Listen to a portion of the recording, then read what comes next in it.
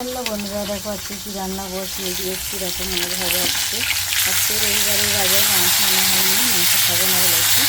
তো দেখো মাংস তেমন একটা খাওয়া হয় না, ভালোবাসি না অতটা, খুব কম ভাজা মাংসটা বেশি ভালোবাসি। তো অতটা মাংস পছন্দ নয়। দেখো তাই মাছ ছিল, মাছ রান্না করছি। আর দেখো, আর এখানে কেটে রেখেছি আলু, সজনে ডাঁটা, আর এটা হচ্ছে পেঁপেটা কেটে রেখেছি। আর হচ্ছে তোমার এখানে আছে এই যে ফুলবো শাক দিয়ে, মানে কুলেখাড়া যেটাকে বলা হয়। তো ওইটা দিয়ে মাছের তরকারি করব। আর হচ্ছে ওল ভাতে দেবো। ওল নিয়ে এসেছি, ওল সিদ্ধ করে লেবু দিয়ে, নুন দিয়ে, তেল দিয়ে মাখানো হবে, তো এটাই খাওয়া হবে। তো ওলটা কারা খেতে ভালোবাসে কমেন্ট করে জানিও। আর কুলেখাড়া থেকে খেতে ভালোবাসো জানিও। কুলেখাড়া খাওয়া অনেক অনেক ভালো, রক্ত হয় প্রচুর শরীরে। তো তোমরা সবাই কুলেখাড়া খাও। আমাদের এখানে তো পাওয়াই যায় না, যদি বা পেয়েছিলাম অনেক দূরে, অনেক দূর থেকে নিয়ে এসেছি।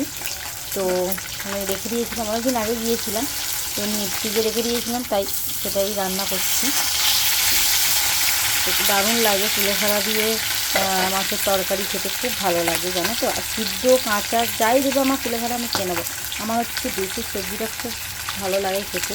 দেশি সবজি খেতে মাছ মাংস চাই না, শুধু দেশি সবজি ভাজা, মানে শাক ভাজা দিলে ভাত খেয়ে নেবো আমি। তোমার কিছু চাই না। তো তোমরা সবাই বেশি করে সবজি খাবে, বুঝেছো বন্ধুরা।